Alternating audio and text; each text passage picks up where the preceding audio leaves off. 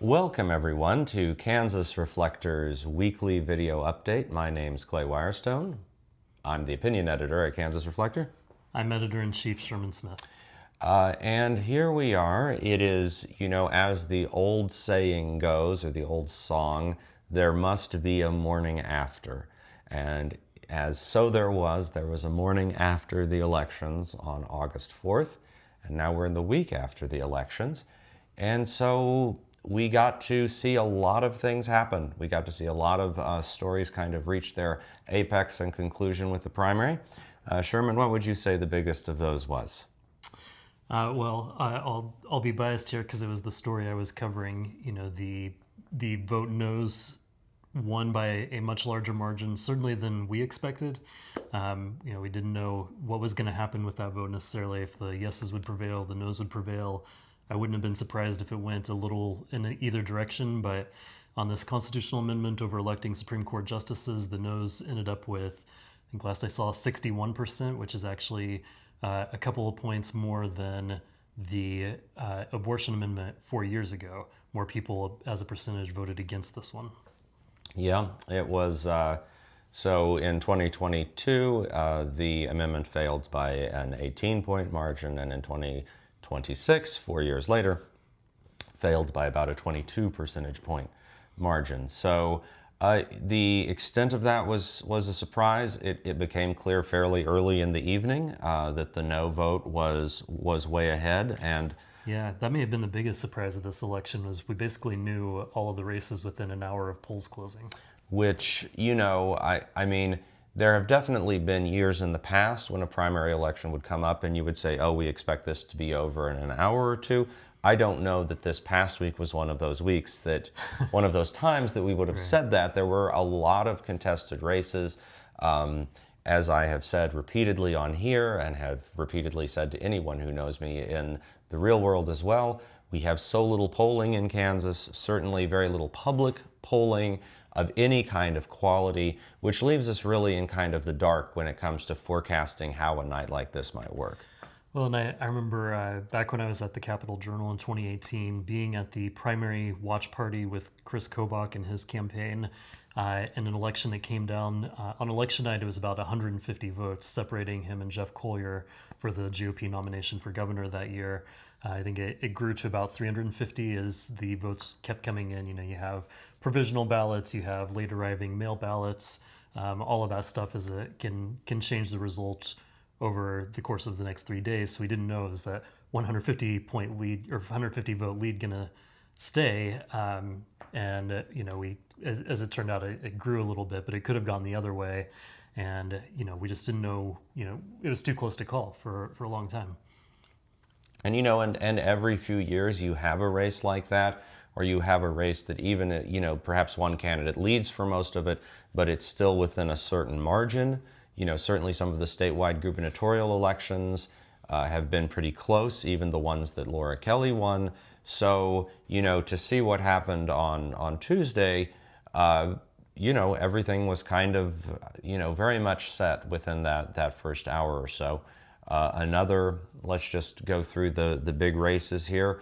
Also, for governor, Ty Masterson won on the Republican side. I don't know that was especially surprising. He had the presidential endorsement. He's the Kansas Senate president. The closest competitor was Phil Sarnicki, the businessman out of Johnson County. Just couldn't close that gap after the Trump endorsement. And then on the Democratic side, it was Cindy Holscher. And that might come as a little bit of a surprise, but I think it was a not especially well kept secret. I don't know that it was a secret at all, that State Senator Ethan Corson, who was kind of her prime opponent, Overland Park Mayor Kurt Skoog, was also in the race, but most accounts had Holscher leading by some extent. I think just from what we'd gathered from the folks we were talking to, the events we'd gone to over the past couple of months, even longer than that, there's a lot of momentum among Democrats behind Cindy Holscher. And I think Senator Corson just struggled to get that kind of excitement, even with the endorsement of the governor. I don't know what effect, if any, the complaint had down the stretch where the governor's staff accused Cindy Holscher of having tried to blackmail her a year ago. As I think we've said before, it's a word that I would not use to characterize those text messages without knowing more about what the intent was behind them or what the threat supposedly was. But whatever impact it had, it wasn't enough to race a pretty sizable lead. She ended up with almost half of the vote in a three-way race. And I would also, I mean, my column this week is going to touch on this. Some of the national coverage of this race tried to paint it as though, the populist anti-establishment candidate wins the Kansas gubernatorial primary against the establishment candidate, and trying to fit it into that national narrative in which you have some sort of insurgent Democratic candidates running against established ones. I just don't think that lens is especially effective here. Yeah, she's not a Graham Plattner. No, or any of these other. Yeah. I mean, she is a Johnson County state senator, exactly the way that Ethan Corson was the Johnson County state senator. Skoog was also from Johnson County. To me, I think it came down ultimately. I wrote a column a while back about juice, about the idea that some candidates had more juice than others. I think people saw Cindy Holscher just as being a little more feisty. I think that's part of it. I think also there's, kind of a shrewd political move here. When you're in the primary, you're up against people who basically have the same policy ideas as you. There's very little separation policy-wise from these three candidates in the Democratic side. I think Skoog tried to distance himself from the others by saying, I'm not a legislator, I'm a mayor. That was his ploy.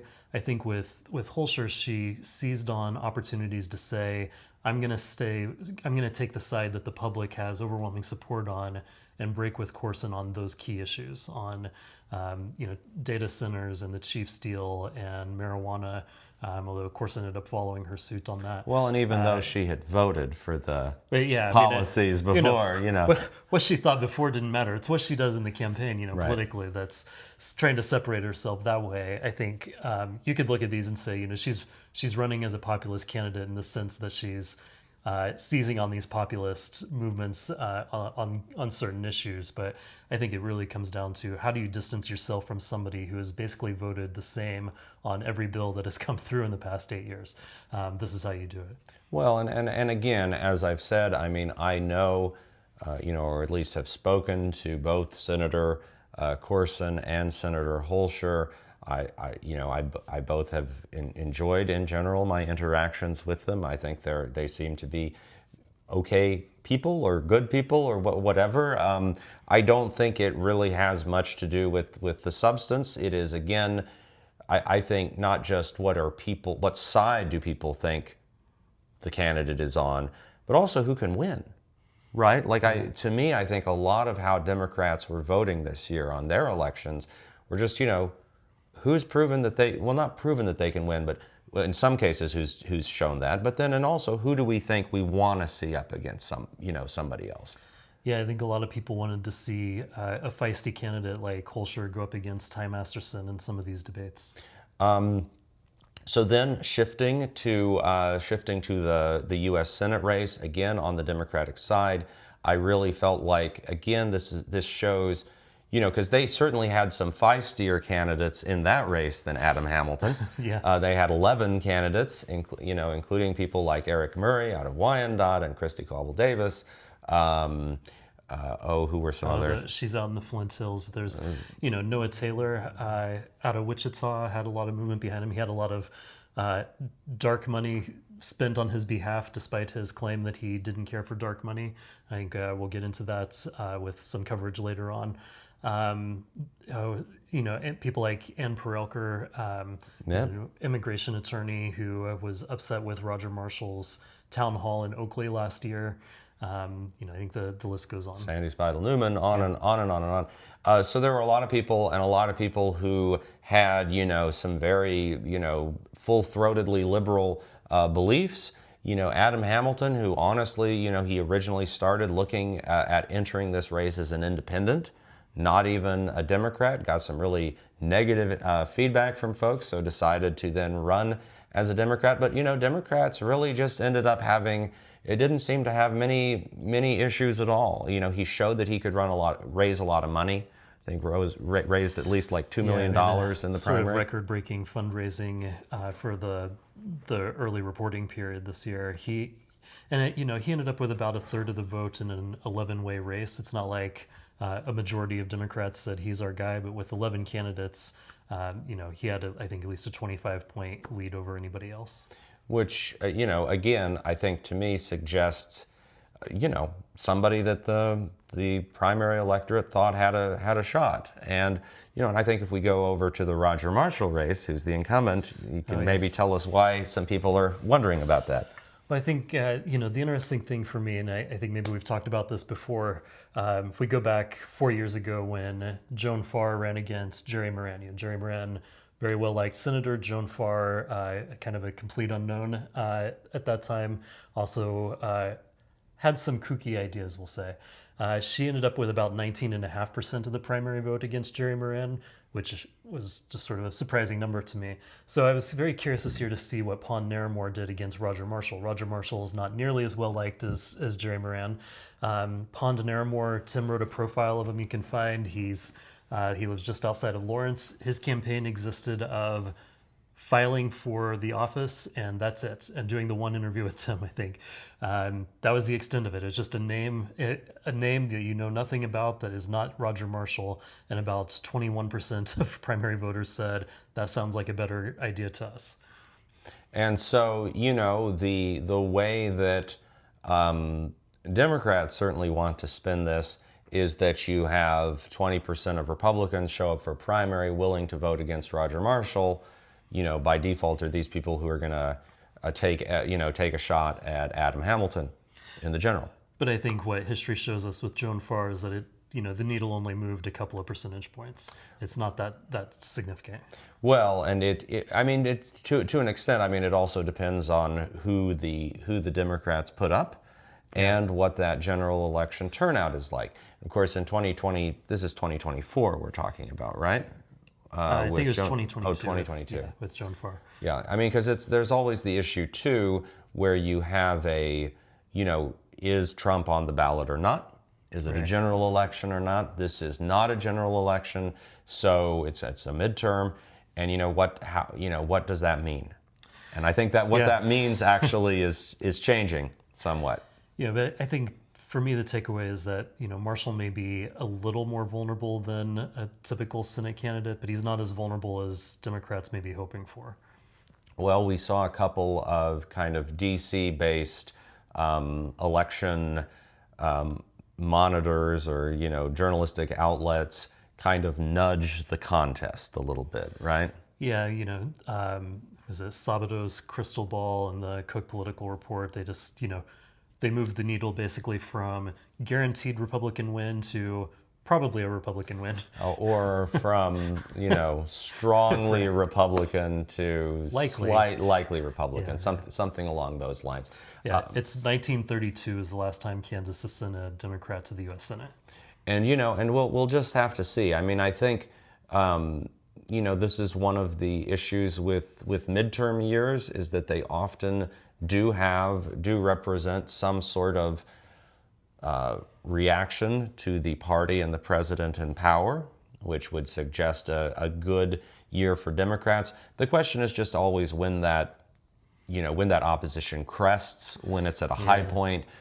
Clearly at various points this year, we've had very high unhappiness with gas prices and things. And, we don't really know where we're going to be when November comes around. Yeah, it's not exactly an eternity from now in political terms, but it's still a long ways away. I think one of the interesting things that I'm looking at is back in 2018, of course, Sharice Davids almost came out of nowhere to win this seat against an incumbent in Johnson County. There's a question then of did Sharice Davids help with her turnout? Did she help Laura Kelly get elected governor? I think one of the things we could look at this year is, does Adam Hamilton drive enough people to the polls for the U.S. Senate vote that benefits Cindy Holscher? Right.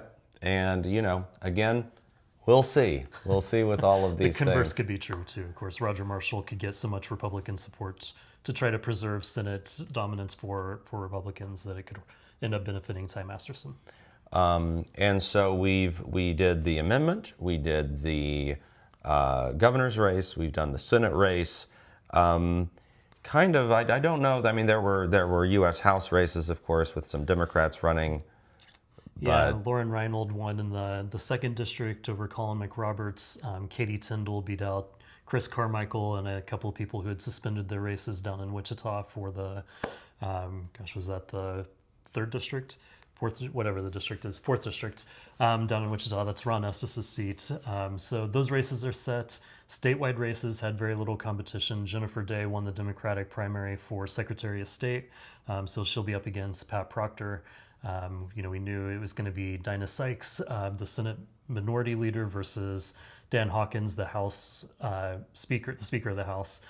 For Insurance Commissioner, Chris Kobach, of course, comes back for the Attorney General's race. It's a rematch with Chris Mann, who he narrowly defeated 4 years ago, so that's a close one to watch. Then we had all of these legislative races, and some of those were a little closer than, or too close to call on election night. Some of those came down to a few dozen votes, actually. The three incumbents lost in legislative races, though. and those were Democratic Representative Henry Helgerson out of Wichita, Lost to a former House rep who had been Wichita Mayor Brandon Whipple. right? And then so you're going to have to help me with some of the other ones here. So Representative Ford Carr, yes. He was the subject of a lot of controversial stories over the past couple of years. The Republicans tried to kick him out of the legislature at one point. He almost got into a gunfight with somebody at one point. He got into a fist fight with somebody at a bar. I think just knowing in Kansas history, Kansans generally don't like the drama. Whether he was to blame for any of that is kind of beside the point. They went for Bonita Gooch, who runs a newspaper down there in Wichita, news service in both Wichita and Kansas City. Yep. She won with The Community Voice. the Community Voice with a commanding margin. I think it was 70-30 last I checked on election night. And then Ken Collins out of Mulberry lost. I'm blanking. Den Musser maybe on the Republican side, but Ken Collins lost. I think he took some votes against the party, broke from his party down the stretch, and I think that is ultimately what cost him. And, here in Lawrence, where we are, Democratic Representative Suzanne Weichel faced a competitive bid or a competitor from someone who is a self-described member of the Communist Party, and he lost. Yeah, if you're wondering whether there's a socialist insurgence among Democrats in Kansas, the answer is no. Even in the Socialist Republic of Lawrence, he could not get traction. Yeah. And I think it's, although it is always interesting to watch these legislative races, because these are, as you were just mentioning, these can be decided by 100 or a few hundred votes, a few dozen votes. And so this is where, kind of all of the stuff that we talk about with statewide or national races, when you get it so focused on those individual legislative races, really anything goes. Yeah, some of these districts where I was seeing there was only a couple hundred votes between the candidates combined. So it is anything goes. It's all about turnout there. Some of these counties don't have a lot of people in them. We noticed, for instance, that Kirkskog won 2 counties in the governor's race on the Democratic primary. He won Wilson County, where his running mates Jennifer Pecani McKinney is and is very well liked. That's understandable. He also won Greeley County with 4 votes. I don't mean by 4 votes. I mean there were 9 votes cast for Democrats in that county, and he had 4 of them, and that's why he won the county. And as we say, every vote matters, every vote counts, and especially, I suppose, if you're a Democrat in Wilson County, your vote matters quite a lot. We were talking about the non-existent socialist uprising. There's a socialist candidate running against Sharice Davids for the U.S. House seat, Sarah Prue, who did not get much traction there. And I thought it was interesting. Right after the election, the day after the election, Ty Masterson put out a statement about how the Johnson County Socialists were going to benefit Cindy Holscher, and I thought, boy, it's probably news to Sarah Prue that there are so many socialists in Johnson County. Yeah, I mean, my take on it, for what it's worth, is I think Democrats in Kansas, being a long-lived kind of minority party in the state, just having fewer numbers than Republicans, and basically being even with independents, they want to win. I think it's as simple as that. I think some of these other states where you see more socialist aligned or DSA aligned candidates, oftentimes that's in primary contests for seats that are in pretty safe blue areas, and so there's a feeling that you can kind of have your party warfare there. Yeah. And I think, in Kansas, we didn't see as much of that. Again, obviously, Ethan Corson had the support of Governor Laura Kelly, but, if you look at who was supporting Cindy Holscher, she had long-established Kansas politicians supporting her as well, notably former Laura Kelly Lieutenant Governor Lynn Rogers. That's right. Endorsed her. And former Governor John Carlin. So, it goes in a yes, noted socialist radical governor John Carlin. Apologies to Mr. Carlin if he sees this. Yeah. So any, before we go on to looking at this next week, Sherman, any other takeaways or any thoughts you have from looking at primary season this year in Kansas? Well, the one thing we didn't talk about was the State Board of Education races. Right. Our summer intern, Bea Burgess, wrote about all of these candidates and all of those 5 seats that are up. So 5 of the 10 seats on the Board of Education are up each cycle. All 5 incumbents chose not to run, which means we're going to have 5 new board members that will shake up the board. And, the seats are set up so that if enough Democrats won, it could change the dynamic on that board significantly. But I think even with the Republicans who prevailed in the primary, if they go on to win, it's still going to be a very different board and a very different kind of makeup. So that'll be interesting to see. To me, I think what was interesting was we had about 60% to 2/3 of the turnout in 2026 that we had in 2022.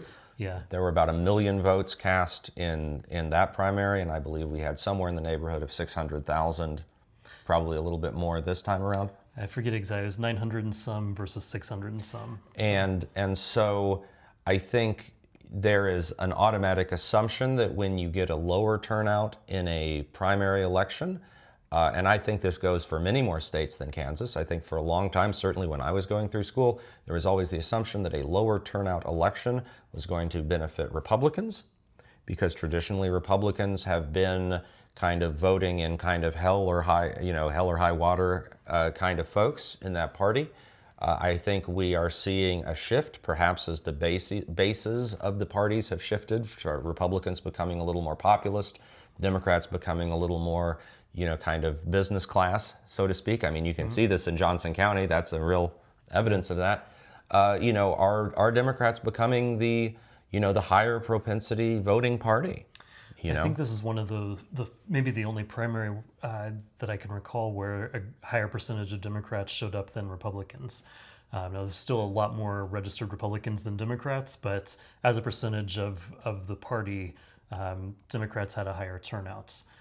In this, I don't know what to make of that. It's probably doesn't translate well to whatever's going to happen in November. But one of the things that comes to mind, though, is you have a Republican Party that has declared war on advance voting for so long. You just wonder if they have this self-inflicted wound now, where a bunch of people have been conditioned to not vote in advance and then get busy or forget on election day. That could be a factor. Well, and also just this idea that putting constitutional amendments that Republicans very much support and very much want to pass, the idea that they put them on the primary ballot because that's somehow going to get them some sort of advantage, I think that's shown pretty conclusively now over 2 cycles that has not worked. Well, I think the distinction there is what Republican power brokers want on the ballot versus what Republicans at large want. Yes, Republicans in the State House. Let's put it that way. So Sherman, we've done the primary. We're through with that. We're in a little bit of a lull now, until maybe Labor Day or September when things start to heat up again in the campaigns.